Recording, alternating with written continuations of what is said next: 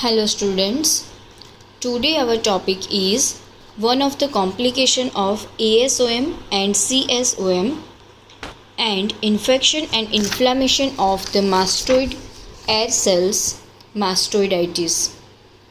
Here you can see in the figure, there is a auditory canal, the figure which is in the round.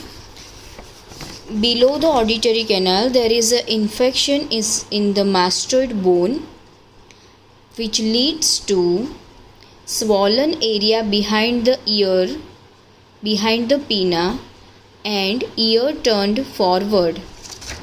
So these two are the signs of mastoiditis: swollen and shiny smooth area behind the pinna of ear and ear turned forward.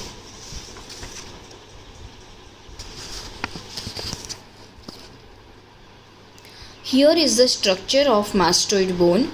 Mastoid bone consists of three parts.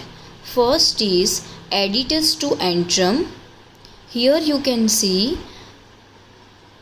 in below there is a pharyngotympanic tube, it means the eustachian tube, which connects to the middle ear, and upper part is known as the epitympanic recess, middle ear cavity also known as the tympanic cavity.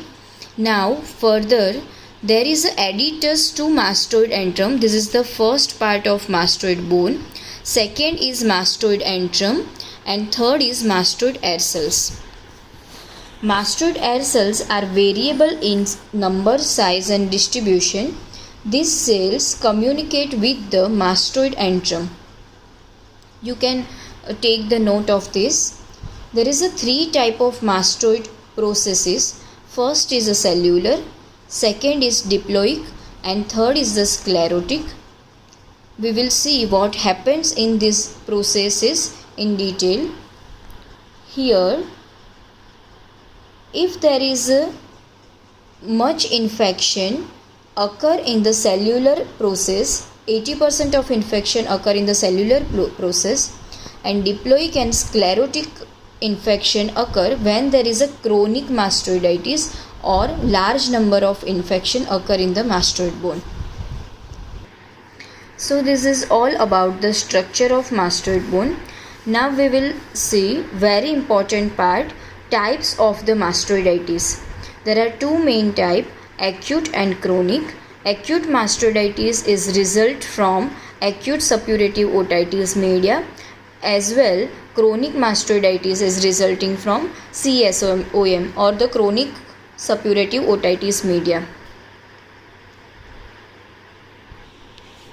Acute mastoiditis is further divided into the two stages. First stage is a catarrhal and second is the coalescent. I will tell you what happens in the detail.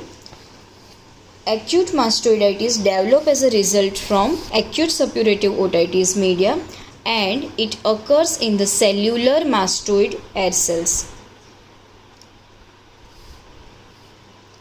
Acute mastoid infection occur when there is a second or third week of the acute otitis media. Now what happened in the catarrhal mastoiditis? In this stage there is a congestion of mucosa of the mastoid bone. So the symptoms developed are otalgia, deafness, temporary deafness, third tenderness, and fourth otorrhea or the discharge from the external ear. In the second stage, coalescent mastoiditis, coalesce means to be united, to unite of air cells or the pus or the infection. It is the coalescent mastoiditis. What happens in this stage? Due to the spread of infection to the antrum and adductus of the mastoid bone, the granulation and edema developed. So what happens in this stage? Infection spread to the antrum, adductus and mastoid air cells. The edema is developed under the mastoid bone. They developed partially and totally adductus. There is a block. There is a block occur in the adductus and antrum part, and the pressure leads to break the septa between the mastoid air cells. There is some space between the mastoid air cells it like a honeycomb like structure in the mastoid hair cells. So there is a septa in between the two cells. This septa break down and the cells become infected and they form the pus bag like structure or the empyema.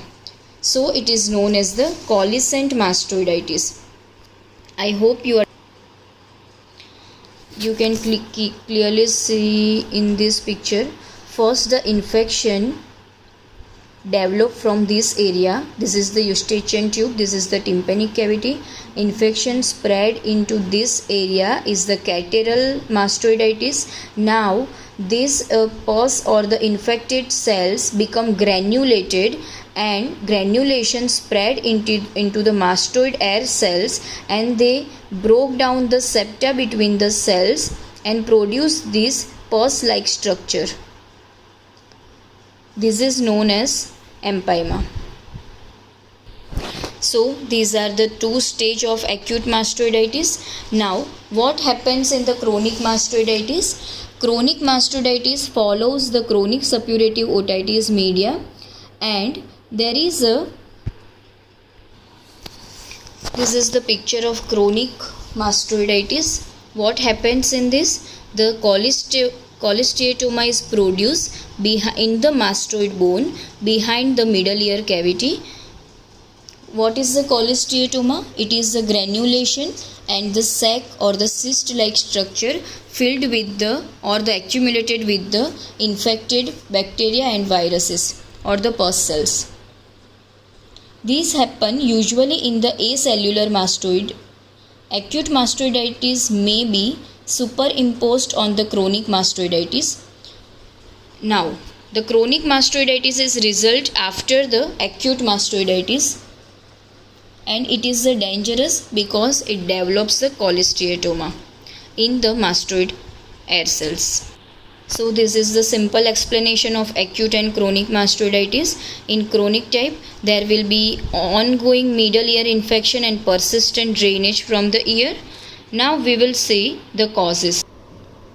Most of the cases, mastoiditis is caused by certain gram-positive bacteria such as Streptococci pyogenes and the Staphylococcus aureus. Now, this bacterial or the viral infection spread from the middle ear cavity to the three parts of the mastoid bone. Second is inadequate drainage.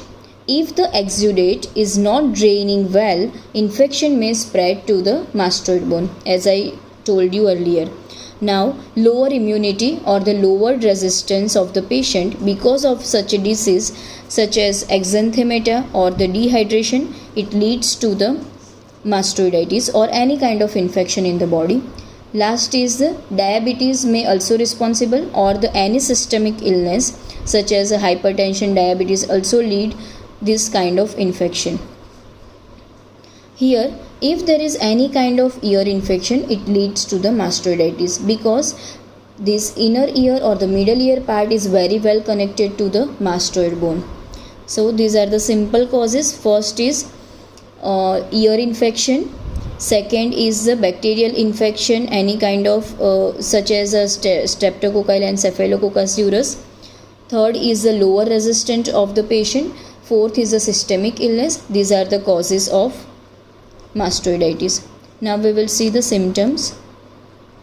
Symptoms are as same as acute otitis media, earache or the otalgia, drainage from the ear, discharges like a pus or the mucoid or the bloody discharge, vertigo and dizziness, headache, temporary hearing loss, redness, swelling and tenderness behind the affected ear.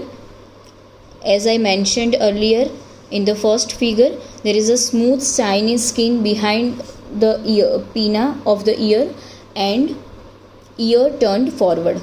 These two are the sign of mastoiditis. In some cases, mastoiditis may result in the development of brain abscess or other complication involved in the skull because it connects to the intracranial and extracranial As I told you in the last lecture, in the complications of otitis media, this infection also spread to the intracranial and extracranial part of the brain.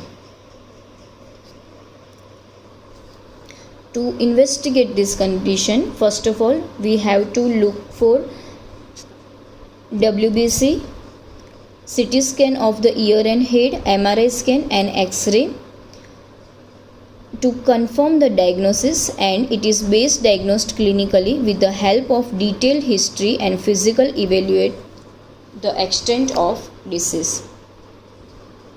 So these four are necessary for investigation of the mastoiditis. Now complications are vertigo and dizziness, facial paralysis, because facial nerves are very well connected to the middle ear cavity, so that it may also chances of the facial paralysis. Third is hearing loss, meningitis, epidural abscess, sepsis.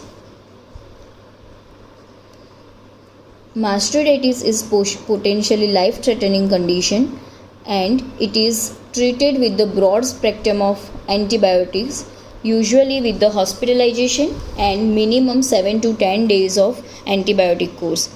But if the infection doesn't clear up with the antibiotic, surgery may be necessary. Surgery is known as the mastoidectomy. Now there is a two type of mastoidectomy. First is simple mastoidectomy for draining of the mastoid bone only, and simple mastoidectomy for the acute mastoiditis. And there is a second radical mastoidectomy. It is for the chronic mastoiditis. When there is a cholesteatoma in the mastoid air cells, it should be removed, and it is known as the radical mastoidectomy, removal of the cholesteatoma or the infected ossicle from the mastoid bone. So this is all about the mastoiditis. It may ask in your exam as a short note or the full question with appropriate homeopathic remedy. Thank you.